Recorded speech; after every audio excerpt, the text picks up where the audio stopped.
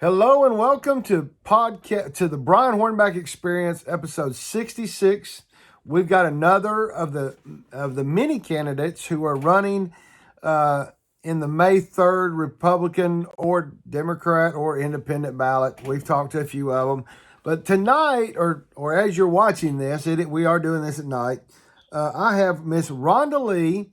She's running for county commission out in the 7th district. That's Powell and Halls and all that stuff in between. Rhonda, how are you? I'm great, Brian.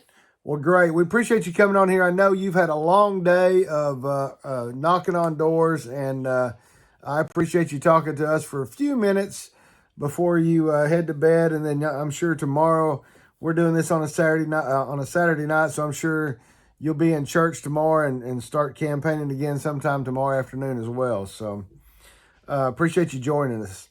So. Thank you for having me. Absolutely. So some folks probably remember you from a year or so ago when you, as a private attorney, ran for public defender in the Republican primary.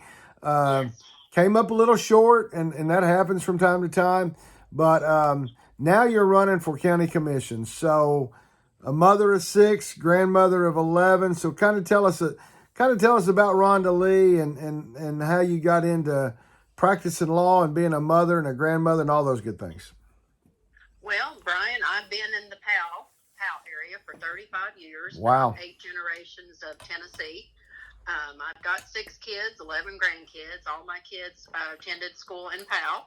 And I've lived in this community, loved this community. I was in real estate for almost 20 years and in the home building business. We built homes in Knox County. And then had to change a career and a path, and I felt like God was leading me to go back to school and had something else that he wanted me to do to make a difference in people's lives. So I began a 9-year journey. I went to UT got my undergrad degree, which was 5 years, and then when it came time to go to law school, I couldn't go to UT because I couldn't work, and I still had to work and still had 3 kids and 3 of my children at home. And so I went down and looked at the Nashville School of Law. So for 4 years, I commuted from Powell to Nashville School of Law and got my law degree. Wow, you actually commuted back and forth to Nashville for the Nashville School of Law. Wow. For 4 years, yes. Wow. And, then after, in the middle of law school, I got cancer. And God healed me. I'm still here. I passed the bar, and I've been practicing. I do the focus of my practice is criminal defense, and I am a solo practicing attorney. I hung my own shingle, and I help a lot of people in the community that are indigent that can't afford counsel, because everybody, according to our Constitution, is entitled to representation. So Absolutely. I have a lot of people with mental health issues, drug addiction, and they're entitled to be treated fairly as provided by our Constitution. So that's what I do. And then 2 years, when this COVID thing started, we saw how important that our local government was. And, we saw all these businesses being shut. People in our community lost jobs, and we were shut down. And it really prompted me that I need to be involved. And, I have a 5-year-old granddaughter who's wearing a mask 10 hours a day. And I think, my legal skills, that I need to be a voice for our community and keep our local conservative values. And that's why I'm running. Well, very good. Let's, of course, folks can find you on Facebook. They can also find you at voterhondalee.com. But let's kind of talk about some of the things that you've kind of highlighted in your campaign. And I'm sure these are things that you're hearing as you're knocking on the hundreds of doors out there. The first one is kind of prioritizing public safety and law enforcement. There appears to be a real problem in Knox County. In the last 4 years, we've lost about 500 Knox County Sheriff's Office employees. So kind of talk about your thoughts on the prioritizing public safety and law enforcement from a county commissioner perspective.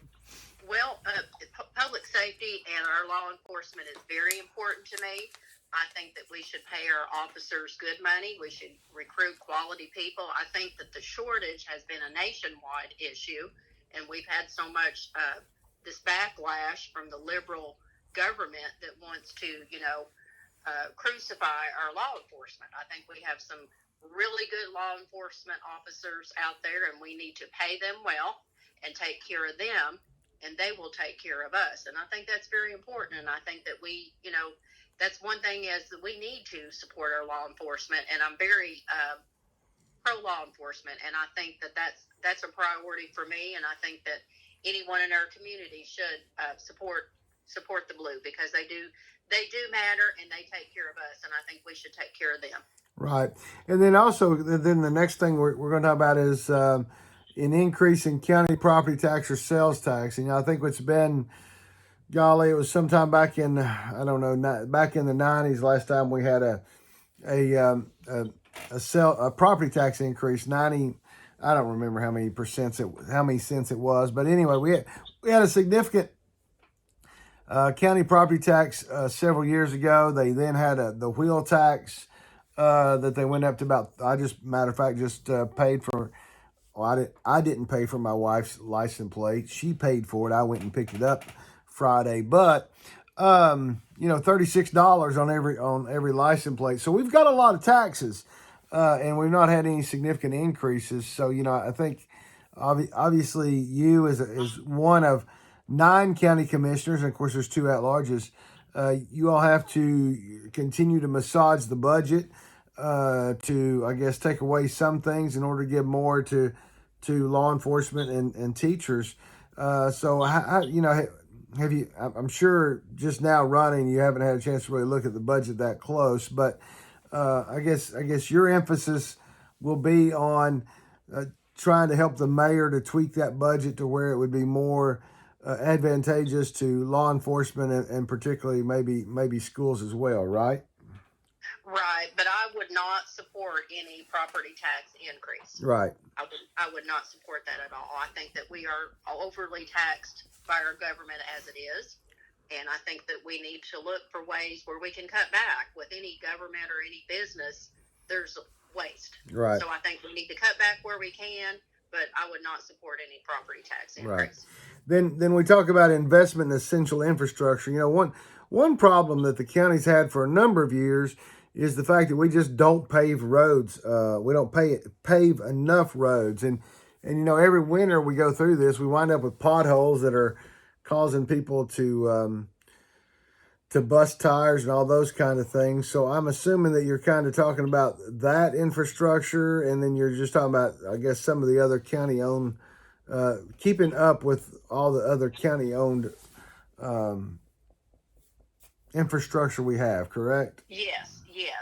We should, our roads should be the best roads to drive on. We should improve, our bridges, whatever needs addressed, because that's not only just a public safety, but that's what we should have, not people running down the roads and getting flat tires because, that stuff. So, yes, that is very important. And, the government has set aside a lot of money for the infrastructure. So I think the money is there, but we need to take advantage of it to use it to improve all of our infrastructure. Right.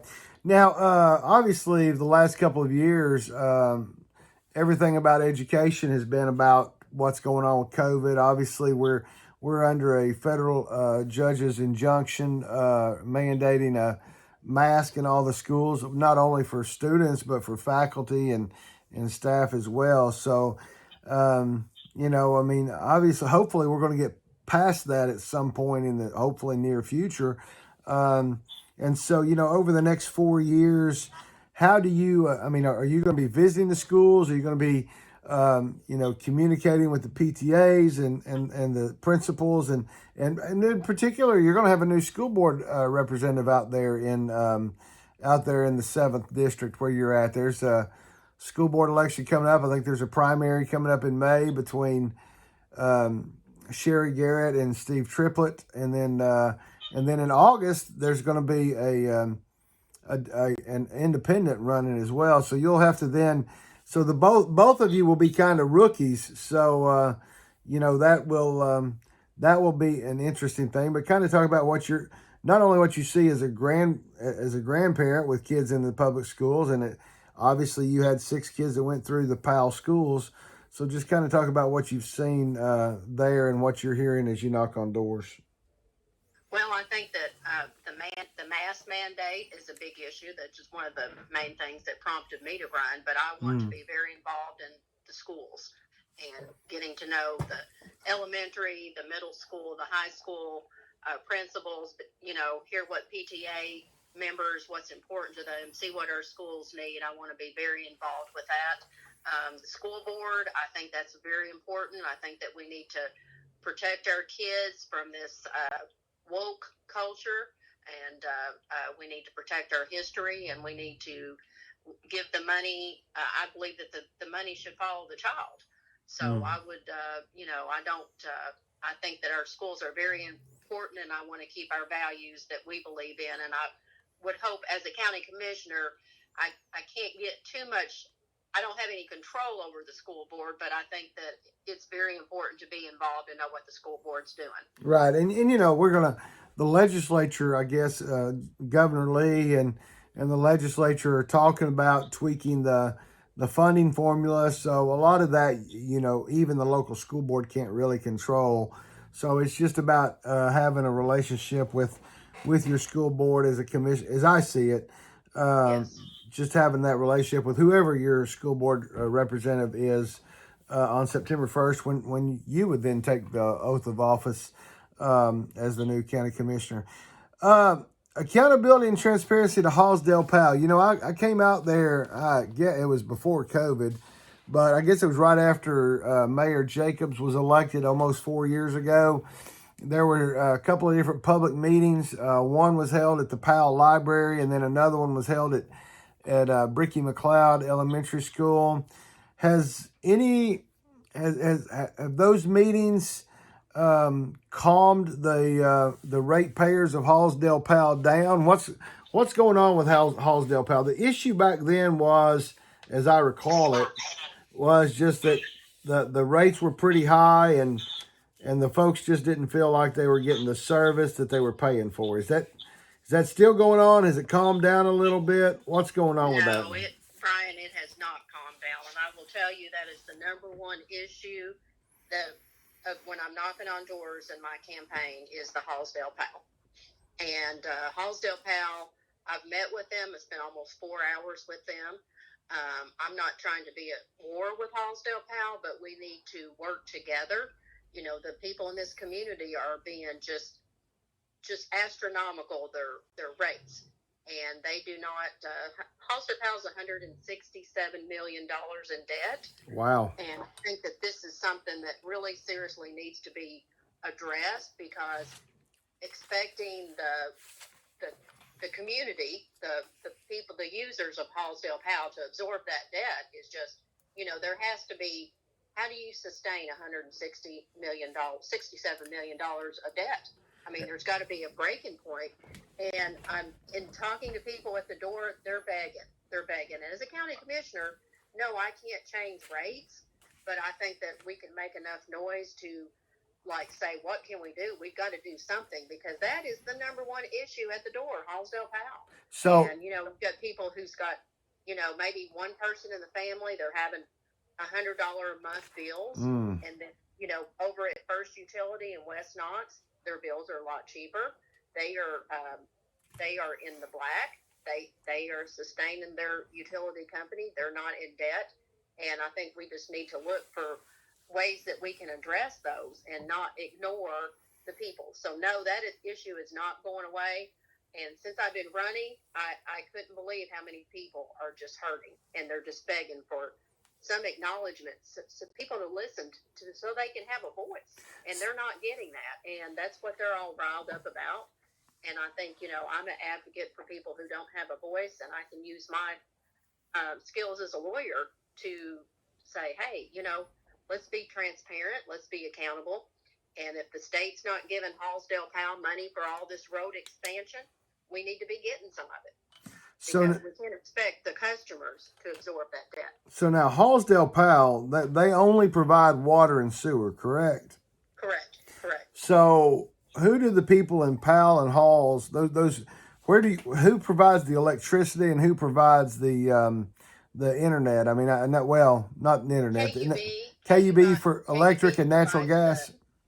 the electric and the gas. Okay. You have gas. Yeah, and then your internet could that's be who. Yeah, it's different that, providers, that Comcast, yeah, or it's whoever. whoever you choose. Yeah. So Right. yeah, I'm where I live. I mean, I've got First Utility Water. I've got LCUB, Lenore City Utility Board for electric, and I have KUB for natural gas. And you know, if one person's getting $100 water and sewer bill, that seems a bit that seems a bit large, because I think Hallsdale Powell is one of the oldest utility districts in the county, I think, if I'm not mistaken.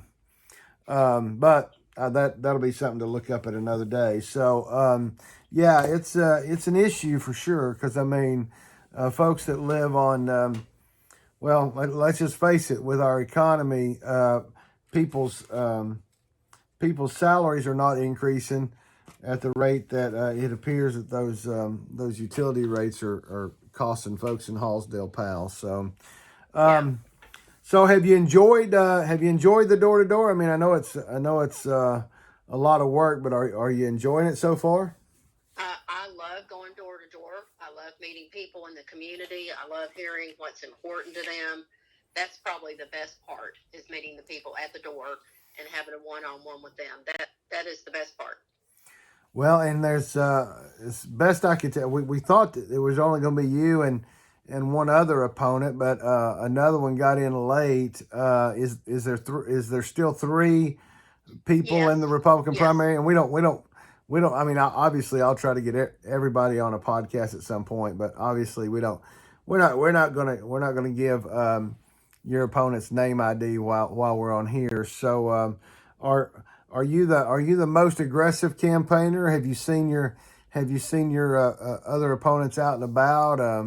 How's that going? I have not seen them out door to door. Right. Maybe some of the Republican functions, but I haven't seen them out in the community. Right. Well, so you've been an active member at First Apostolic Church in Knoxville, I believe. Yes. Pastor Mark McCool, that's the son of Pastor Billy McCool, right? Yes. That's correct. When he was getting his, I guess he was doing some student teaching back in about 1983 or 84. He was the student teacher of the art teacher at Carter High School. So I had Mark for a period of time back, about 40 years ago. So anyway, a very good church over there in northwest Knox County, North Knox County, whatever you want to call it. Anything else you really want to talk about that separates you from any opponent you might have in the Republican primary on May the 3rd, which early vote starts April 13th and runs through the 28th? I am the Christian conservative candidate. I would like to put that in there. I'm proud to be a Christian, and I'm not ashamed of that. I'm a person of faith, and I will work hard for this community and be a voice for this community. And I think I strive to protect our conservative values, and this community means everything to me. My first priority is God, and then my family, and then my community. So I will work hard for this community. Very good. Well, we've been on here about 20 minutes, and I think as an experienced litigator, I think you have you and I have sufficiently kind of covered all the major issues in your campaign. Folks can find you at voterhondalee.com. That's right? It's voterhondalee@gmail.com. Yep. That's my email. That's your email. Facebook is Vote Rhonda Lee. Yep. And so folks can go to Facebook, go to Vote Rhonda Lee. That will give you a link back to her. You can find the link to her actual website. You can find all the late breaking good stuff that's going on in Rhonda's campaign on Facebook, and I think I saw a link to your Instagram on there as well. So we wish you good luck and appreciate you being on the Brian Hornback Experience. And any news or any activities that you've got going on, you be sure and send it to us. And as always, we will throw those up on brianhornback.com, and hope to have you back on the Brian Hornback Experience after the primary. Well, thank you, Brian. I appreciate your giving me this opportunity to talk to you and the listeners, but I would appreciate everybody's support and most of all your prayers. Absolutely. We'll talk to you soon. Thanks, Brian. Thank you. Bye-bye. Bye.